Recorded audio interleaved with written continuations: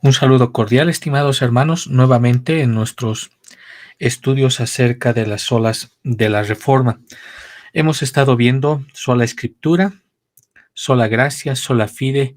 Hoy vamos a estar viendo un tema también por demás importante, el tema de Solus Christus.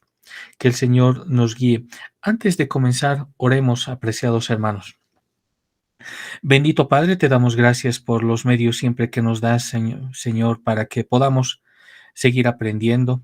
Te ruego, Señor, que nos ayudes. Necesitamos de tu Espíritu Santo, necesitamos de ti, Señor, que nos guíes a toda verdad. Gracias por todo lo que nos das en este tiempo. Gracias por este tiempo también de poder profundizar y aprender más acerca de la historia, acerca también del desarrollo de la Reforma, para que nuestro pensamiento, nuestra forma de vida se ajuste más también a las Escrituras. Gracias por este tiempo, gracias por mis hermanos también, Señor. Ilumínanos, Señor, necesitamos de ti. Ayúdanos y líbranos del error, Padre. En el nombre de Cristo Jesús, por los méritos de Cristo oramos. Amén. Amén.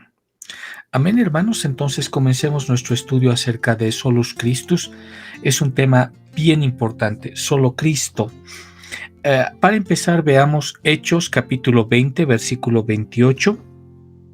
Hechos capítulo 20, versículo 28, la palabra del Señor dice así: Por tanto, mirad por vosotros y por todo el rebaño, en que el Espíritu Santo os ha puesto por obispos para apacentar la iglesia de Dios, la cual ganó por su propia sangre. Este versículo es importante para empezar este tema de Solus Christus y nos va a ayudar también mucho en nuestro bosquejo para que nosotros continuemos esta parte. Debemos mencionar antes que, a diferencia de la Iglesia Católica Romana, durante la época de la Reforma, incluso hasta el día de hoy, la teología reformada enseña que la salvación se encuentra solo en Cristo. Los católicos romanos creen que Cristo proporciona al cristiano las herramientas que utilizan para merecer la salvación. Es decir, Cristo vino a ganar un cierto grado de mérito que va a un tesoro celestial. Y se requiere ahora que cada cristiano use ese mérito y esa ayuda para ganarse el favor de Dios. Si el cristiano entonces lo usa estos créditos, estos tesoros celestiales de manera efectiva, entonces puede terminar en el purgatorio. Esto es demasiado simplificado, pero sin embargo, contra lo que los reformadores de la época lucharon con vehemencia fue para exaltar al Salvador. La Reforma luchó para que se exaltase a Cristo. La Reforma luchó para que se exaltase a Jesucristo y su Evangelio, que salva gratuitamente. Los reformadores rechazaron la idea de que los hombres tienen algo que ver con lograr o ganar la salvación. Cristo, el Dios hombre, completa y gana la salvación para aquellos a quienes Él salva, aquellos a quienes el Padre le dio para que sean salvos. Veamos una cita de Francis Taylor, que vivió entre los años de 1589 y 1656. Hacemos alusión a estas citas a lo largo de todos los estudios para que veamos el pensamiento también de los diferentes reformadores, de los diferentes teólogos. Incluso entre ellos ha existido diferencias, pero veamos qué pensaban acerca de sola Cristo o solus Christus. Y Francis Taylor escribe y dice: con razón, si la predicación se tiene por locura, ¿por qué? ¿Qué predicamos sino a Cristo crucificado? Esta cita es importante porque Jesucristo, el mediador, es el único nombre por el cual los hombres pueden salvarse. Y quisiera que mediten estas palabras, mediador, que lo vamos a estar viendo. Muchos hablan acerca de que Jesucristo es mediador, pero ¿qué significa realmente que Jesucristo es el mediador? Y eso nos compete verlo ahora, verlo para que podamos entender lo que es Solus Christus. Hechos, el libro de Hechos, el capítulo 4, el versículo 12, dice así, y leo: Y en ningún otro hay salvación, porque no hay otro nombre bajo el cielo dado a los hombres en que podamos ser salvos. El designio entonces de la encarnación del Hijo de Dios fue reconciliar a su pueblo con Dios. Y la reconciliación ocurre por la obra y el mérito del mediador para ellos. Y aquí recuerde también las palabras del término mérito que hemos estado hablando también, y hemos estado hablando también de mediador ahora, que lo vamos a ir desarrollando. Entonces, Cristo merece la salvación para los que salva. En esto se muestra como el único mediador entre Dios y el hombre. Estamos hablando de Jesucristo.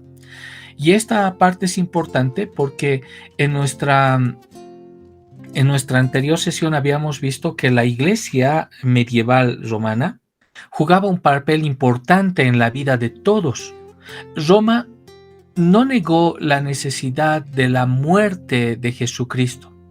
Sin embargo, como observamos en nuestra anterior sesión, ellos argumentaron que la iglesia tiene un papel mediador que desempeñar en la aplicación de la obediencia y la justificación de Jesucristo al cristiano. Habíamos visto eso mediante sola fide. Ahora, cómo la iglesia se interponía en la fe entre el creyente y Dios. Entonces, la iglesia se había establecido como mediadora al respecto. La iglesia romana estaba íntimamente involucrada en casi todos los aspectos de la vida en el siglo XVI. Todos los eventos importantes de la vida estaban cubiertos por los sacramentos que dictaba la iglesia medieval romana, es decir, la iglesia católico romana, la iglesia papista. De niño, entonces, uno era bautizado, de joven uno tenía que ser confirmado, de adulto uno estaba ya casado, ya con los sacramentos. En la muerte también uno recibía los últimos ritos, también conocidos como la extrema unción.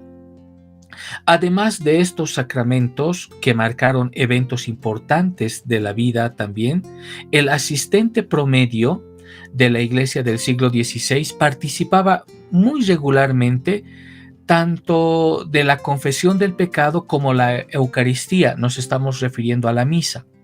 Había un séptimo sacramento también, que esto era más para el orden sagrado, que estaba reservado para los pocos que ingresaban al sacerdocio. Entonces, la iglesia medieval afirmaba que estos sacramentos transmitían gracia a todos los que participaban de ellos.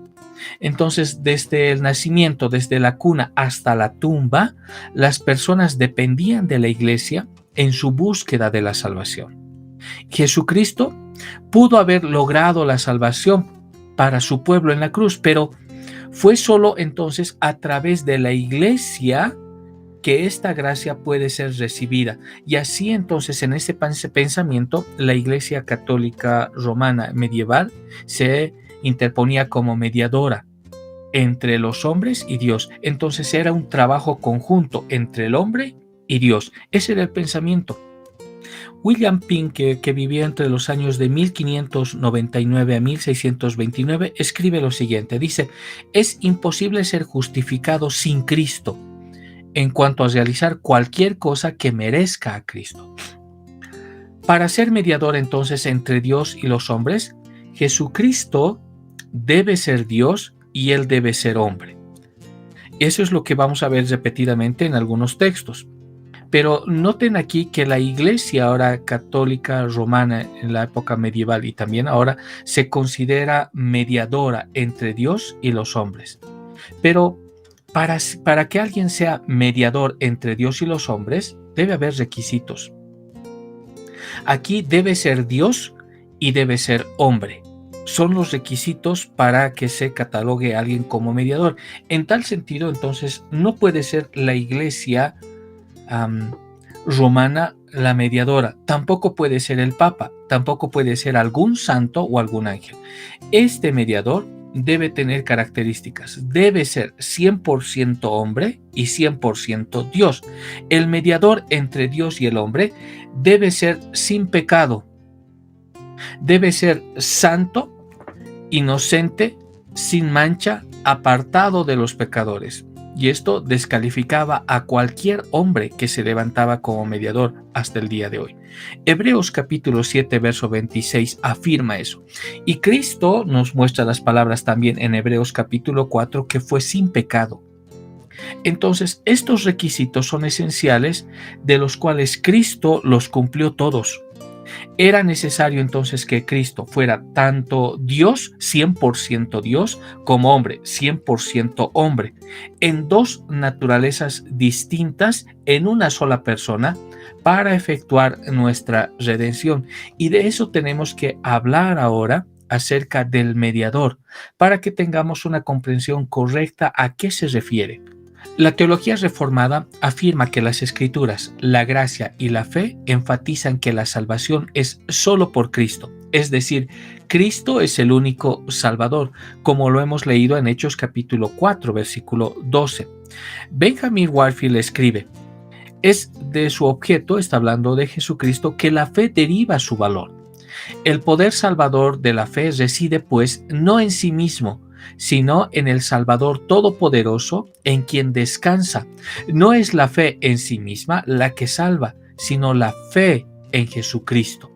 No es propiamente hablando ni siquiera la fe en Cristo la que salva, sino Cristo el que salva por la fe. Y este es un punto muy importante, porque no tenemos una fe a ciegas, como hemos visto en sola fide, sino esa fe descansa en Cristo. Y aquí, como dice Benjamin Warfield, no es propiamente hablando ni siquiera la fe en Cristo la que salva, sino Cristo el que salva por la fe. Entonces, la centralidad de Cristo es el fundamento de la fe protestante. Lutero dijo que Jesucristo es el centro y la circunferencia de la Biblia, lo que significa que quien es Él y lo que hizo en su muerte, en su resurrección, es el contenido fundamental de las Escrituras y está en lo cierto. Y eso es justamente, pero profundizando un poco más al respecto, para ir entrando a lo que se habló acerca de solamente en Cristo.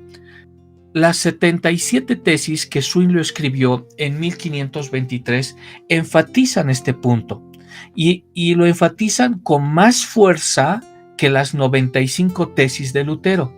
Por ejemplo, Zwinglio dice en su segunda tesis, él dice: la suma del Evangelio es que nuestro Señor Jesucristo, el verdadero Hijo de Dios, nos ha dado a conocer la voluntad de su Padre Celestial y nos ha redimido por su inocencia de la muerte eterna y nos reconcilió con Dios.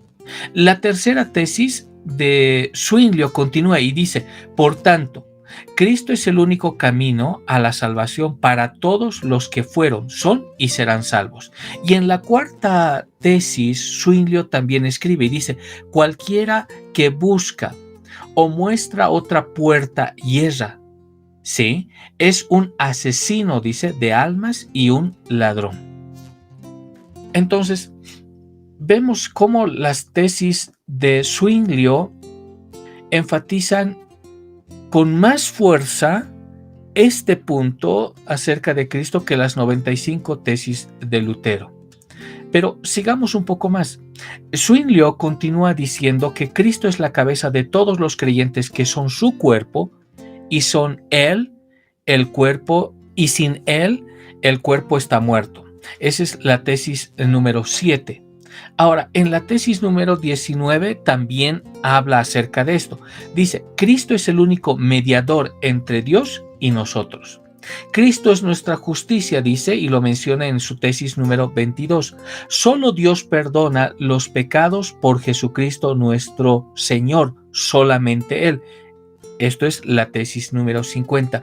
Y en la tesis número 65, Zwinglio escribe y dice: todos los superiores espirituales deben arrepentirse sin demora y levantar solo la cruz de Cristo, o perecerán, porque el hacha está puesta a la raíz del árbol.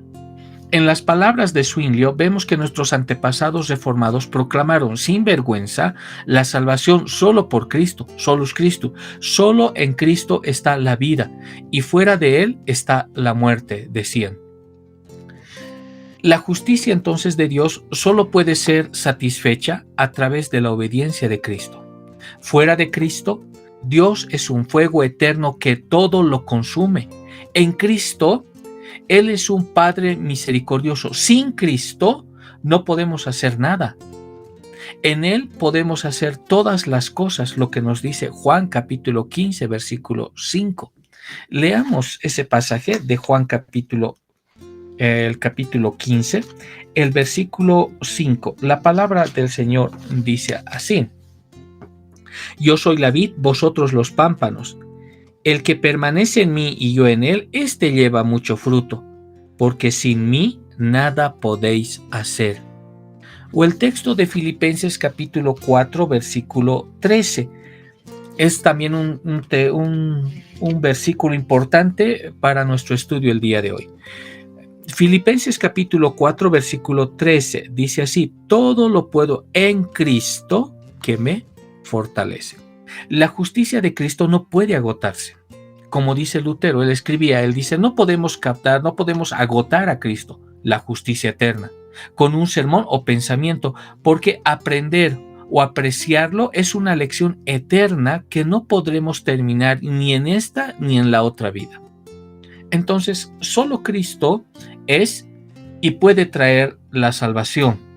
Y Pablo aclara esto en Romanos capítulo 1 y versículo 2, que aunque hay una automanifestación de Dios fuera de su obra salvadora en Cristo, ninguna cantidad de teología natural puede unir a Dios y al hombre. La unión con Cristo es el único camino de salvación. Entonces necesitamos escuchar urgentemente Solus Christus en nuestros días de una teología pluralista que tiene una visión tan baja de las Escrituras. No solamente Solus Christus, sino escuchar nuevamente sola fide, sola escritura, sola gracia, pero necesitamos también escuchar y con fuerza Solus Christus en este tiempo en los que vemos de una teología pluralista como lo había antes, que tiene una visión tan baja de las Escrituras.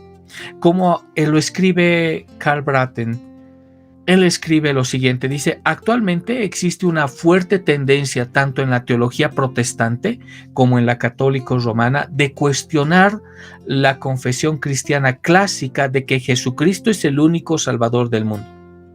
Demasiados hoy, continúa diciendo Carr, dice, están volviendo a una forma del antiguo enfoque cristológico del liberalismo protestante del siglo XIX, cuando en realidad es poco más que una jesusología superficial en el mejor de los casos.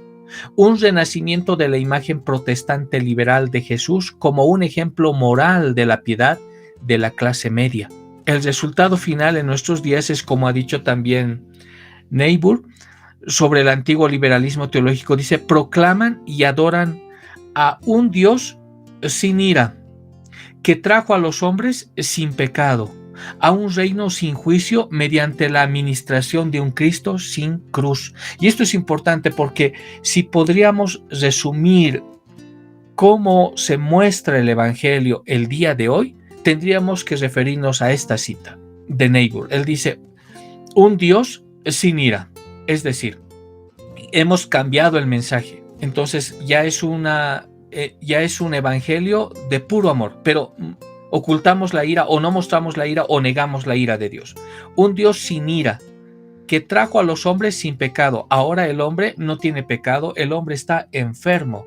El hombre hay que ayudarlo, al hombre hay que darle ciertos paliativos para que siga adelante, pero no se le reconoce que está muerto, que él necesita la vida, que sin Cristo no tiene nada, simplemente está muerto. Y además lo único que hace es pecar, porque no sabe otra cosa, como nos muestran las Escrituras. Entonces, se muestra un Dios sin ira, que trajo a hombres sin pecado a un reino sin juicio, mediante la administración de un Cristo sin cruz. Hoy, como lo podemos ver, el posmodernismo ve la verdad como totalmente pluralista y relativista. Entonces, no existe una verdad universal o absoluta en ninguna área del conocimiento, ni siquiera en la religión. Los posmodernistas, por lo tanto, son escépticos que rechazan por completo cualquier concepto clásico de la verdad. Esas pretensiones exclusivas de Cristo y el cristianismo entonces son anatema para ellos. Ellos no pueden ver la belleza en Cristo ni en su magnífica obra para desearlo. Ellos no desean a Cristo, ellos no pueden ver a Cristo. Entonces, nuestros antepasados reformados, basándose entonces en una perspectiva que se remonta al escritor del siglo IV, Eusebio de Cesarea, encontraron útil pensar en Cristo como profeta, sacerdote y rey. La Confesión de Fe de Westminster, en el capítulo 8, cuando habla de Cristo mediador, dice lo siguiente: agradó a Dios en su eterno propósito escoger y ordenar al Señor Jesús, su unigénito Hijo, para ser el mediador entre Dios y el hombre, profeta, sacerdote y rey, cabeza y salvador de su iglesia, el heredero de todas las cosas y el juez del mundo, a quien desde la eternidad le dio un pueblo para ser su simiente y para ser redimido a su debido tiempo, llamado, justificado, santificado y glorificado en él.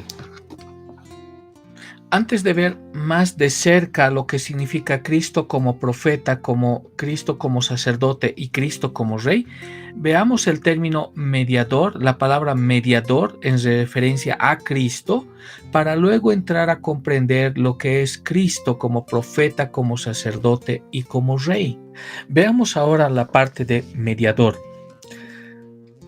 para que tengamos una comprensión más clara de por qué se afirmaba solus Christus y por qué se afirma también hasta ahora que Cristo es nuestro mediador. María no puede ser ninguna mediadora entre los hombres y Dios, porque básicamente lo que ya hemos visto, un mediador debería cumplir un requisito, debería ser 100% hombre y 100% Dios. Tampoco puede ser el Papa, tampoco puede ser la Iglesia. Y aquí mediador es en alusión a Cristo. Mediador es un árbitro o un reconciliador. En el Nuevo Testamento la palabra mediador se encuentra 6 veces. Una vez se indica con referencia a Moisés. En Gálatas capítulo 3 versículo 19 dice así la palabra: entonces, ¿para qué sirve la ley? Fue añadida a causa de las transgresiones, hasta que viniese la simiente a quien fue hecha la promesa, y fue ordenada por medio de ángeles en mano de un mediador. El siguiente versículo es importante. En Gálatas capítulo 3 versículo 20 dice así: y el mediador no lo es de uno solo, pero Dios es uno. Este versículo es significativo porque el significado de este versículo es sin duda que un mediador no puede actuar donde no hay partes y que debe actuar para ambas partes. Como Dios es uno, no necesita reconciliarse consigo mismo. La mediación entonces se interpone entre Dios y los alejados de él. En todos los demás casos, la palabra se refiere claramente a Cristo. Así se dice también que Él es el mediador de un pacto mejor. Y también encontramos que Él es el mediador del nuevo pacto. En Hebreos capítulo 12, el versículo 24, se dice que hemos llegado a Jesús, el mediador del nuevo pacto. También tenemos la palabra en 1 Timoteo capítulo 2, versículo 5, y este versículo es clave. Hay un solo Dios y un solo mediador entre Dios y los hombres: Cristo Jesús hombre, Jesucristo hombre. Thomas Boston al respecto dice: mediador significa propiamente un intermediario que viaja entre dos personas que están en desacuerdo para reconciliarlas. John Owen escribe y dice: la mediación de Cristo consiste en ser la persona intermedia entre Dios y nosotros. Entonces, Jesucristo es mediador. No meramente un mensajero de Dios para nosotros o como alguien que presenta nuestras peticiones a Dios, sino como alguien que ha eliminado todos los obstáculos a una relación entre Dios y el hombre, y reúne en santa comunión al juez ofendido de toda la tierra y a los pecadores también ofendidos. Cristo entonces como rey, porque Él es rey, tiene dominio sobre todas las cosas porque es Dios. Noten que aquí una parte importante también que tenemos que ver es que Cristo, para salvarnos de nuestros pecados, nuestro Salvador Jesucristo, tiene 3 oficios. Es profeta, es sacerdote y es rey. Innumerables versículos en las Escrituras nos muestran a Cristo como rey. Entonces, Cristo como rey tiene un dominio sobre todas las cosas. ¿Por qué? Porque es Dios. Él tiene dominio sobre todo. Él es Dios. Pero también debemos entender un aspecto acá que también está en un versículo y es clave para nosotros en Juan capítulo 17, 1 y 2. Leo así. Dice: estas cosas habló Jesús y levantando los ojos al cielo dijo: Padre, la hora ha llegado, glorifica a tu Hijo para que también tu Hijo te glorifique a ti, como le has dado potestad sobre toda carne, para que dé vida eterna a todos los que le diste. Este versículo es clave en nuestro entendimiento acerca de Cristo como mediador. Primero hemos dicho que Cristo como Rey, Él tiene dominio sobre todas las cosas. ¿Por qué? Porque Él es Dios. Pero que también tiene un dominio sobre todas las cosas para poder ser nuestro Salvador. Este segundo tipo de dominio se llama el llamado dominio mediador de Cristo. Dios tiene un dominio mediador, Él es nuestro mediador. Y este dominio mediador le fue dado a Cristo por Dios Padre. Cristo tiene este segundo tipo de dominio como parte de su papel de mediador entre Dios y la humanidad. Es lo que dice claramente en Juan capítulo 17, versículo 1 y 2. Leo nuevamente. Dice: estas cosas habló Jesús y levantando los ojos al cielo dijo: Padre, la hora ha llegado, glorifica a tu Hijo para que también tu Hijo te glorifique a ti. Noten el versículo 2. Como le has dado potestad sobre toda carne, para que dé vida eterna a todos los que le diste. En este pasaje se le otorga poder a Cristo, pero ontológicamente Él tiene poder, porque Él es el Hijo de Dios. Él es Rey y Él tiene dominio sobre todas las cosas. Sin embargo, en este pasaje se le otorga poder como mediador, un doble dominio. Aquí entonces radica el poder y el alcance de su autoridad como mediador.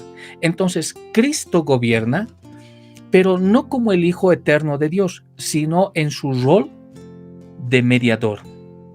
Cristo gobierna entonces no como Hijo de Dios, sino como Cristo gobierna como Dios hombre, como mediador.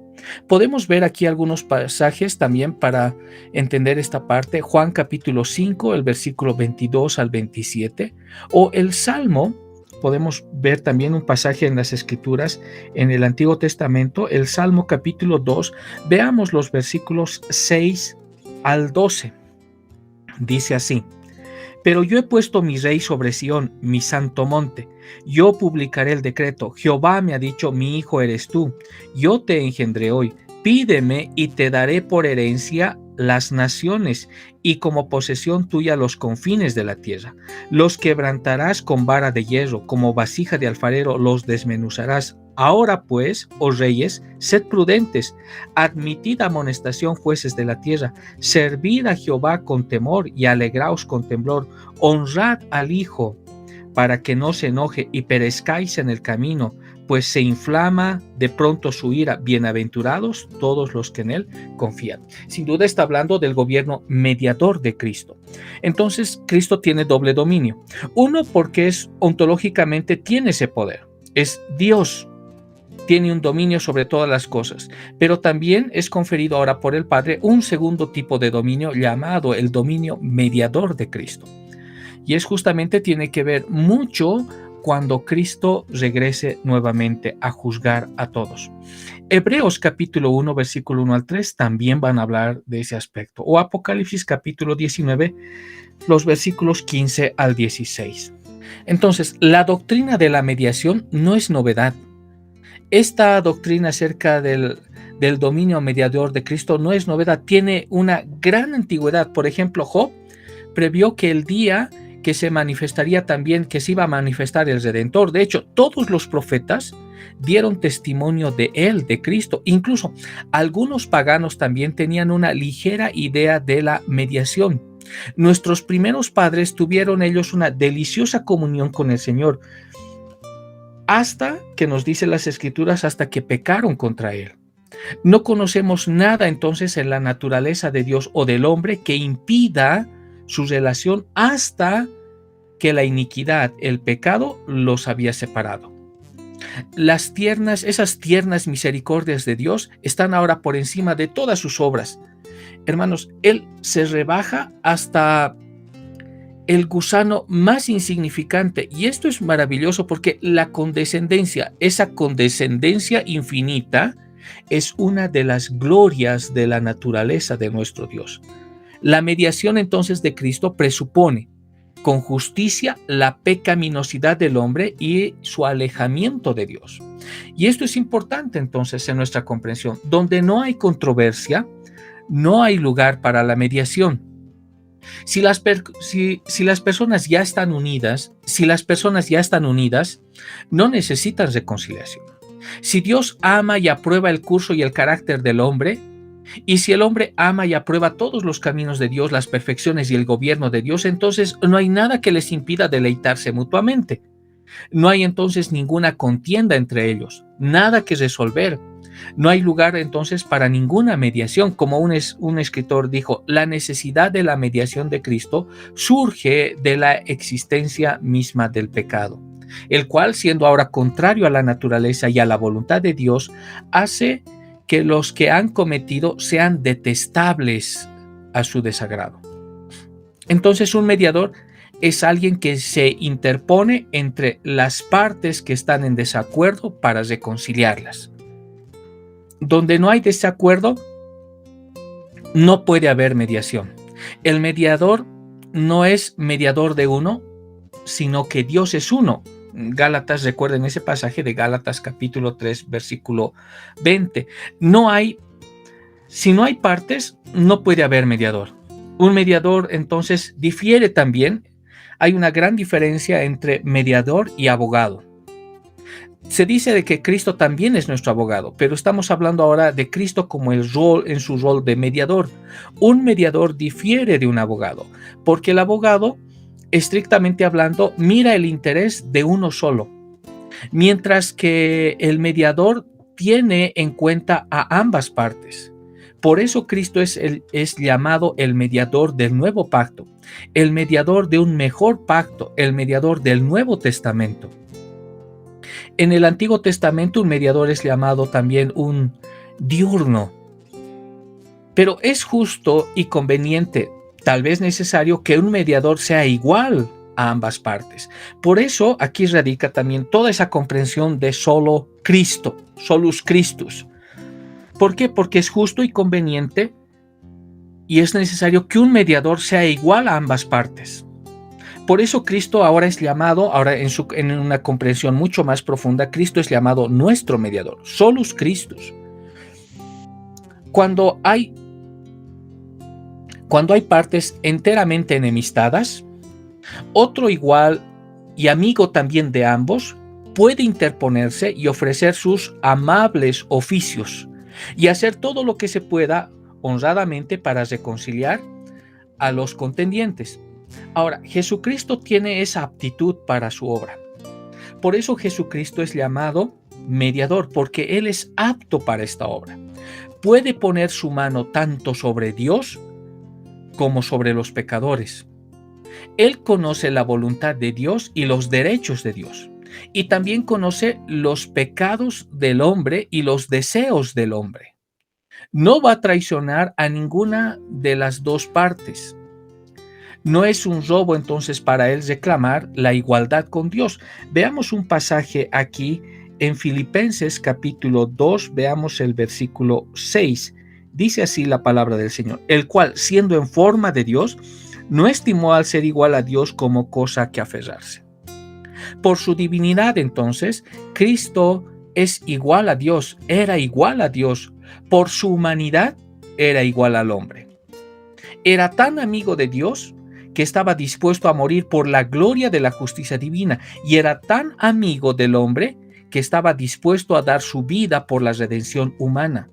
La doctrina entonces de la mediación es lo que distingue principalmente al cristianismo genuino de un sistema de puro deísmo. Por eso se hace tan importante solus Christus. No hay más mediador. No necesitamos a otro, porque otro no tiene las cualidades, los requisitos que un mediador necesita. María no es mediadora. El Papa no es mediador. La Iglesia no es mediador. Este mediador debería ser 100% hombre, 100% Dios. Y Cristo cumple a cabalidad todos esos requisitos.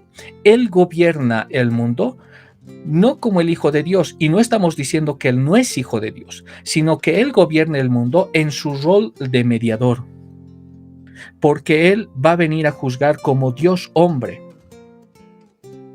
Y esa comprensión es lo que necesitamos en este tiempo. Necesitamos escuchar solus Christus, solo Cristo. Entonces, para salvarnos de nuestros pecados, nuestro Salvador, Jesucristo, tiene tres oficios. Es profeta, es sacerdote y es rey. Aquí vemos la triple designación de su obra a favor nuestro. Como profeta, Cristo proclama la verdad y los propósitos de Dios. Él es uno que habla por otro. En Juan capítulo 14, versículo 24 dice: la palabra que oís no es mía, sino del Padre que me envió. Y como nuestro sacerdote, Él hizo un sacrificio para quitarnos nuestros pecados. Ahora, Él ofrece el sacrificio apropiado para redimir también a su pueblo en el orden de sumo sacerdote. Él es nuestro sumo sacerdote. Nos dice en Salmo capítulo 110, versículo 4, tú eres sacerdote para siempre según el orden de Melquisedec. Él expía nuestra culpa y hace propiciación por nosotros ante Dios como un sacrificio vicario, y permanece continuamente como el sacrificio infinito de Dios intercediendo a favor de su pueblo. El sufrimiento vicario es el sufrimiento soportado por una persona en lugar de otra. La expiación y la propiciación significan que Cristo quitó la culpa del pecador, entonces Él expía, por lo que Él muere ahora, que en realidad ocurre en la cruz por su muerte, y luego satisface la justicia de Dios. Eso es la propiciación. La Confesión de Fe de Westminster establece esto simplemente de la siguiente manera, y dice: el Señor Jesús, por su perfecta obediencia y el sacrificio de sí mismo, que Él a través del Espíritu Eterno ofreció una vez a Dios, ha satisfecho completamente la justicia de su Padre y compró no solo la reconciliación, sino una herencia eterna en el reino de los cielos para todos aquellos que el Padre le ha dado. Como Rey, Él gobierna y reina sobre todos los pueblos. Él gobierna y reina sobre su iglesia y el mundo. Como nos dice también las Escrituras en Zacarías capítulo 9, versículo 9, alégrate mucho, hija de Sión, da voces de júbilo, dice, hija de Jerusalén. He aquí tu rey viene a ti, él es justo y tiene salvación, humilde y cabalgando sobre un asno, sobre un pollino de asna.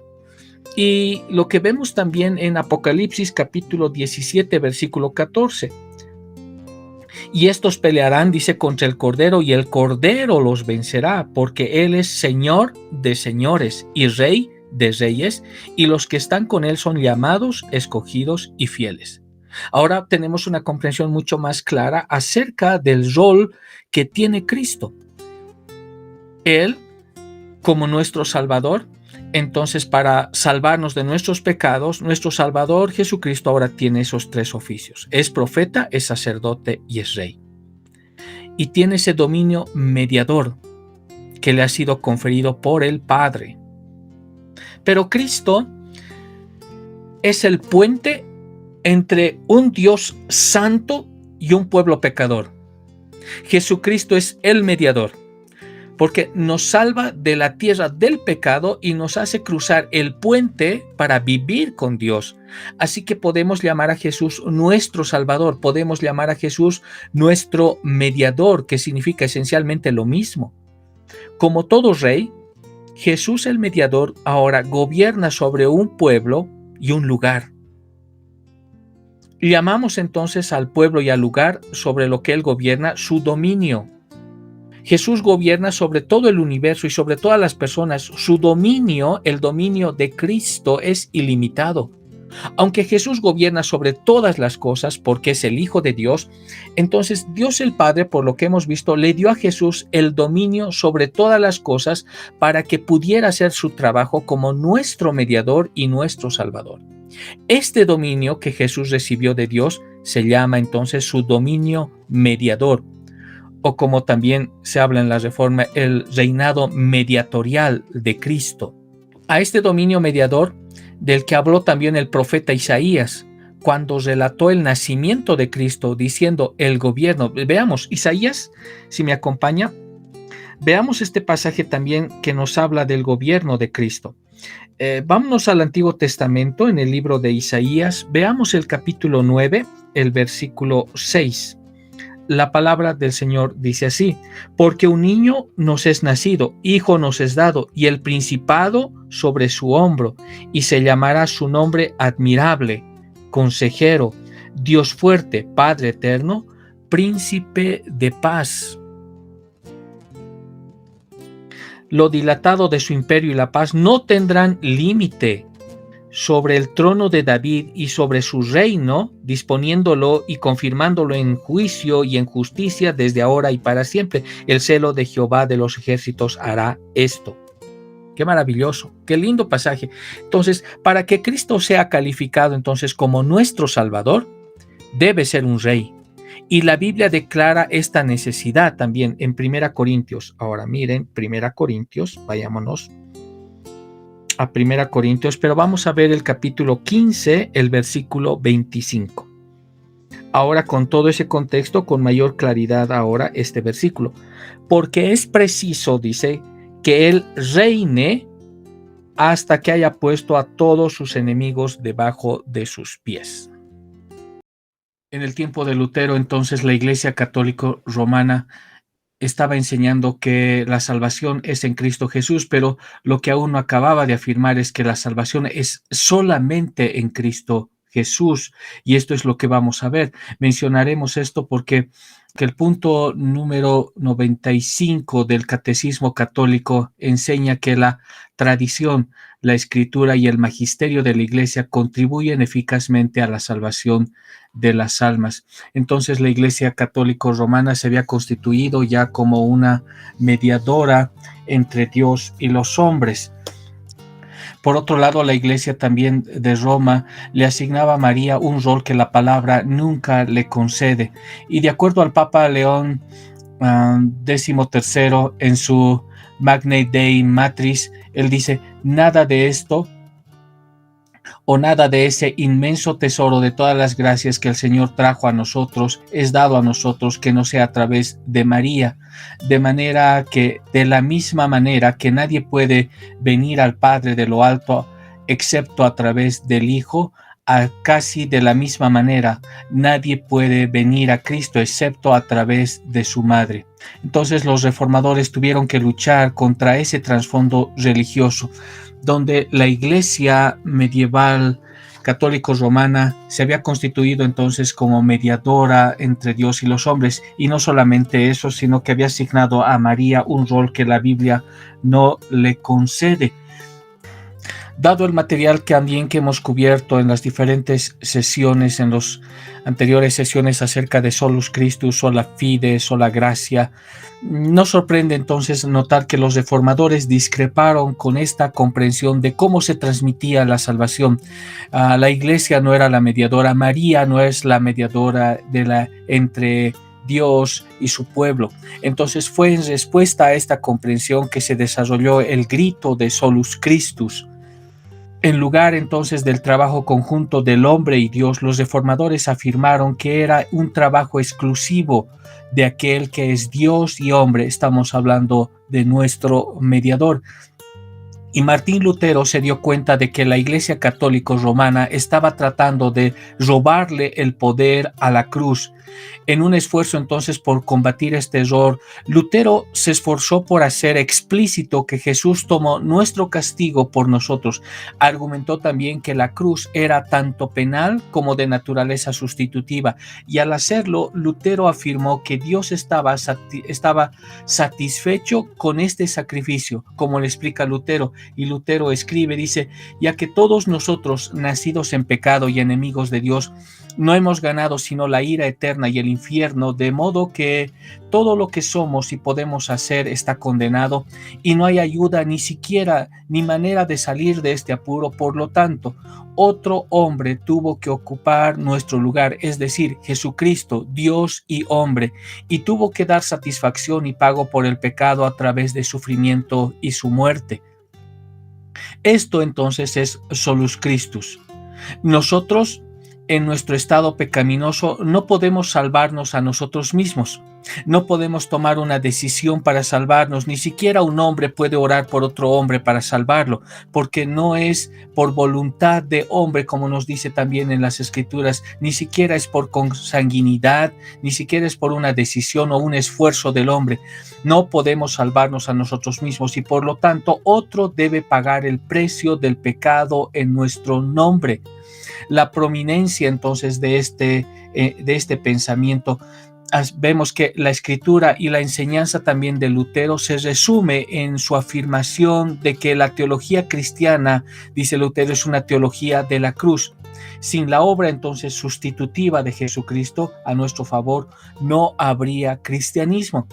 Y este pensamiento acerca de Lutero, acerca de la teología de la cruz, está hablando de que la centralidad de la cruz, de esa afirmación de que la teología cristiana es una teología de la cruz. Este pensamiento es compartido también por Juan Calvino. Y Juan Calvino lo reitera cuando él escribe, y él dice: vemos que toda nuestra salvación y en todas sus partes está comprendida en Cristo.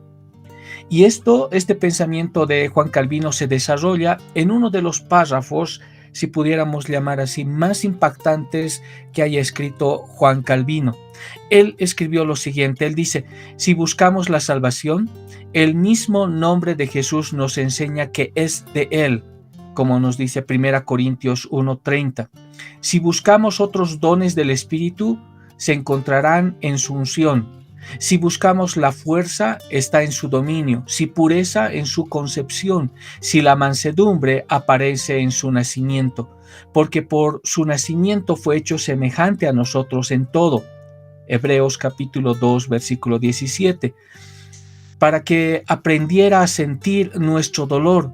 Si buscamos la redención, está en su pasión. Si es absolutorio, en su condena. Si remisión de la maldición, en su cruz. Si satisfacción, en su sacrificio. Si la purificación, en su sangre. Si la reconciliación, en su descenso a los infiernos.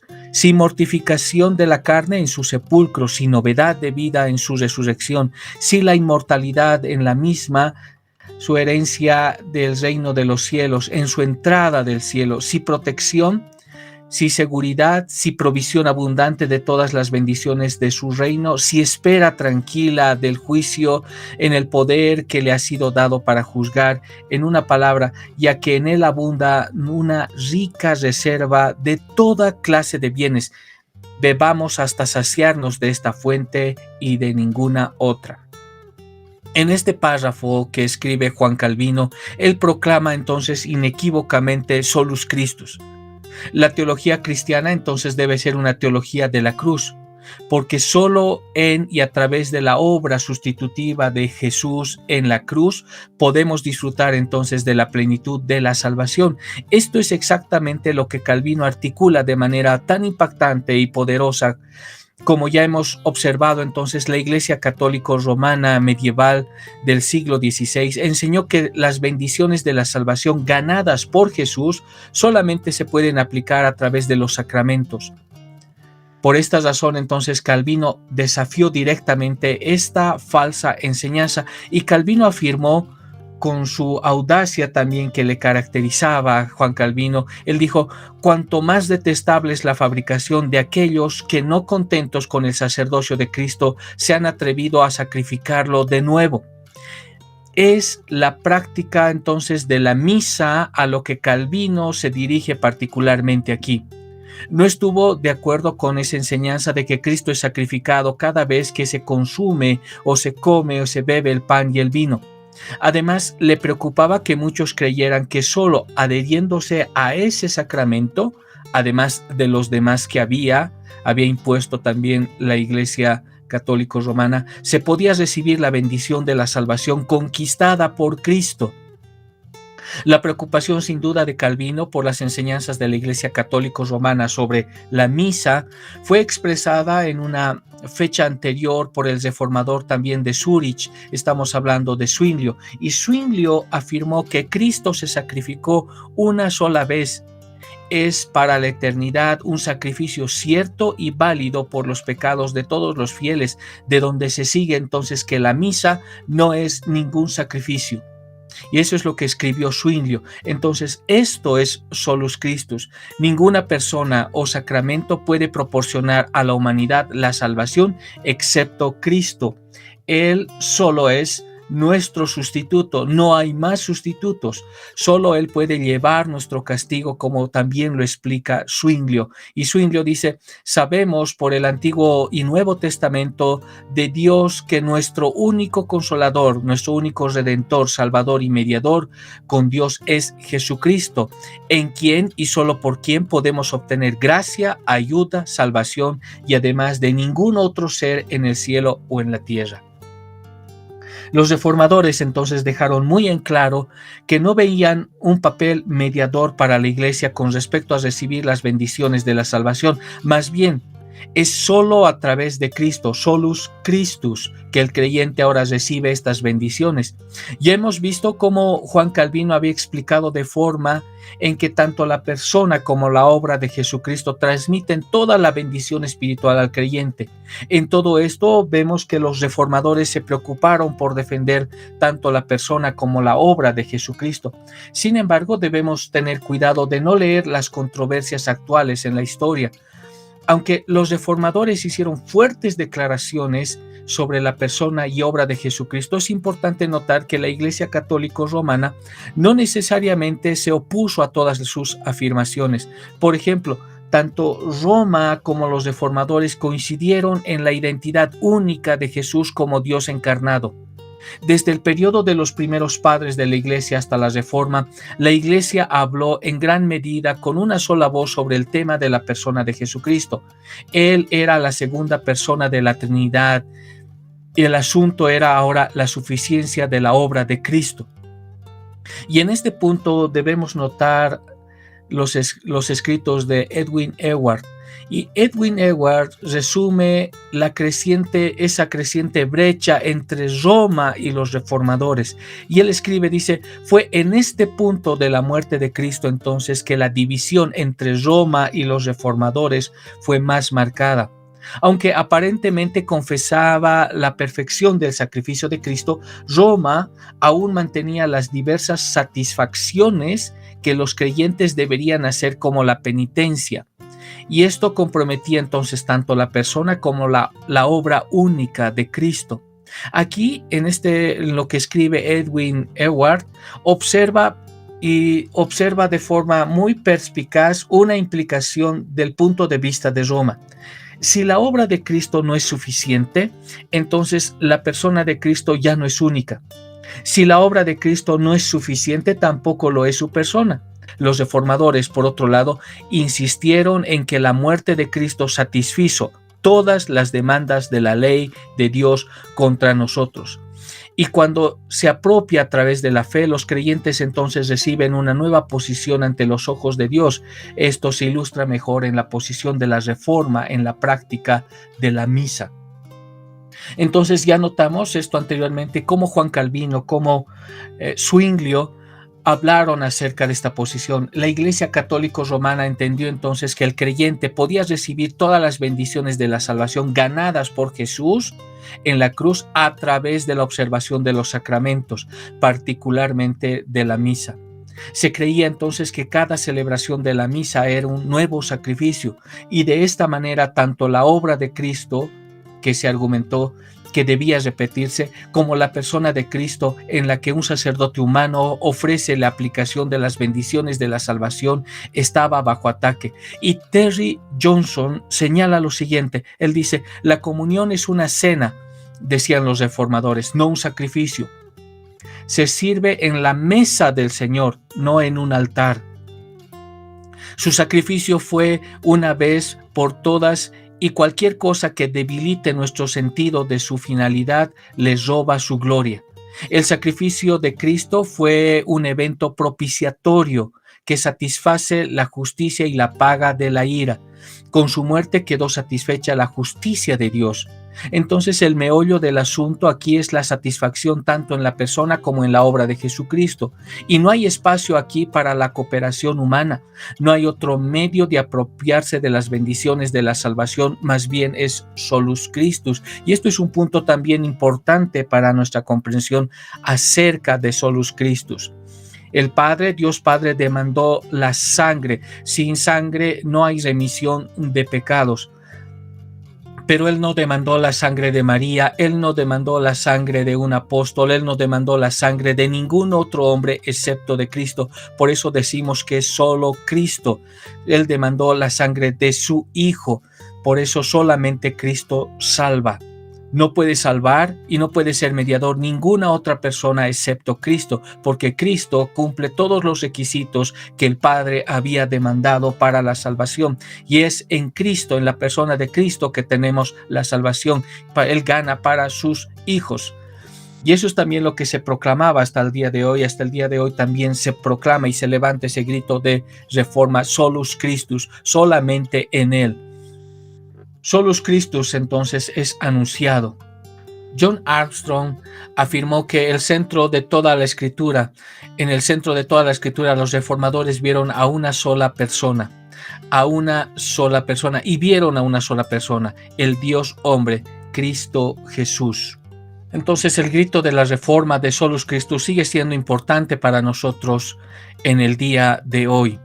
Al menos en dos formas. Primero, que el contenido del Evangelio debe ser definido por ese grito de la reforma. Como argumentó Lutero, la teología cristiana es una teología de la cruz. Todo conduce o fluye de la cruz. La cruz es fundamental para el cristianismo y por lo tanto para el Evangelio del cristianismo. Nuestros ojos deben estar fijados en la cruz. Todos nuestros esfuerzos por el Evangelio deben conducir a la cruz y fluir de ella. El contenido central de cualquier mensaje evangélico debe ser la cruz, si no, a ese mensaje le falta el contenido que le convierte en el Evangelio. Y segundo, vemos que la comisión del Evangelio debe ser también impulsada por ese grito de la reforma. Si aceptamos entonces este clamor de la reforma de Solus Christus, entendemos que las Escrituras enseñan que la salvación se encuentra solo en y a través de Jesucristo, y buscamos obedecer el mandato de Jesús de ir y hacer discípulos a todas las naciones.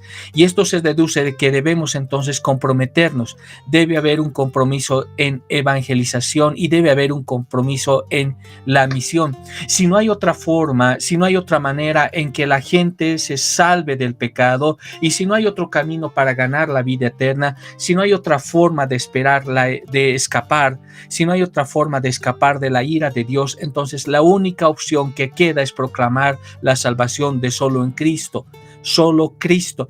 Y esto debería comprometernos a cada uno de nosotros más en la evangelización y en las misiones. Por lo tanto, no solamente nuestro contenido debe estar enfocado en la cruz, nuestro mensaje debe estar enfocado en la cruz, sino que nuestra comisión debe estar impulsada por este mensaje exclusivo de la cruz. No podemos hacer nada mejor aquí que citar las palabras de James Montgomery. Él escribe y él dice lo siguiente: anunciar solo a Cristo es proclamar proclamarlo como el único y suficiente profeta, sacerdote y rey del cristiano. No necesitamos otro profeta para revelar la palabra o la voluntad de Dios. No necesitamos otros sacerdotes para mediar en la salvación y las bendiciones de Dios. Y no necesitamos otros reyes para controlar el pensamiento y la vida de los creyentes. Jesús es todo para nosotros y para nosotros en el Evangelio. Solus Christus. Para terminar, veamos la cita de William Bridges, que vivió entre los años de 1600 a 1671. Él dijo: si Cristo no hubiera ido al Padre, no hubiéramos tenido este abogado en el cielo para interceder por nosotros en todas las ocasiones. La humillación de Cristo incluye su encarnación, humanidad y muerte. Su exaltación incluye su resurrección de entre los muertos, la ascensión y el reinado actual de Cristo en el cielo. En su humillación, Cristo nació de una mujer y fue hecho bajo la ley, como nos dice Gálatas capítulo 4, versículo 4. Participó de la humanidad al tomar carne y sangre. El apóstol Pablo dice que él se despojó a sí mismo al hacerse hombre. Él fue hecho bajo la ley. Dice: bajé del cielo no para hacer mi voluntad, sino la voluntad del que me envió. Y Hebreos también nos dice que aunque era hijo, aprendió la obediencia. Él sufrió y murió en la cruz. Estando en la condición de hombre, se humilló a sí mismo, haciéndose obediente hasta la muerte y muerte de cruz. Entonces todo esto fue para la gloria de Dios y nuestra salvación. Su sujeción a la ley y a la voluntad del Padre fue voluntaria y fue una sujeción vicaria por nosotros y por nuestra salvación. Las Escrituras también enseñan que Él fue hecho pecado o tratado como pecador, contado como los transgresores, como nos marca Isaías 53, verso 12. En la exaltación ahora, Cristo, Él resucitó. Nadie más que Él resucitó. Él ascendió a los cielos, se sienta a la diestra de Dios y vendrá a juzgar al mundo en el último día. Una verdad fundamental del Evangelio es que Cristo entonces resucitó. Si Cristo no resucitó, entonces vana es nuestra predicación, vana es también nuestra fe. 1 Corintios 15, 14 lo habla de esa manera. Entonces, el próximo paso en la exaltación de Cristo fue la ascensión al cielo. Y Marcos 16, 19 dice: después de que Jesús hubo hablado a sus discípulos, fue recibido arriba en el cielo.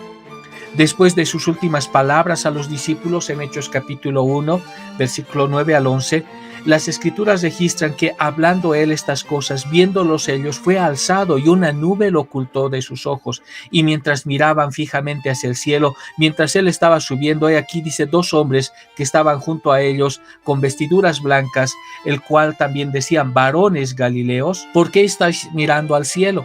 Este mismo Jesús que ha sido tomado de vosotros arriba en el cielo, así vendrá como le habéis visto ir al cielo. Después de su ascensión, vemos a Cristo ahora que está sentado a la diestra de Dios, y Cristo se sentó a la diestra de la majestad en las alturas. En Efesios también se declara que Dios resucitó a Cristo de entre los muertos y lo puso a su diestra en los lugares celestiales, muy por encima de todo principado, de toda potestad y poder y señorío, y de todo hombre que se nombra, no solamente en este mundo, sino también en el venidero, y ha puesto todas las cosas bajo sus pies. Finalmente Cristo viene a juzgar al mundo. Este es el último paso de su exaltación final, como nos marca en Hechos capítulo 17, versículo 31, por cuanto ha señalado un día en el cual juzgará al mundo con justicia por aquel varón a quien ha constituido, de lo cual ha dado seguridad a todos los hombres, resucitándole de entre los muertos. Es a este Cristo que adoramos. Es este Cristo que es proclamado en las Escrituras. Entonces, las Escrituras de principio a fin hablan de solus Christus.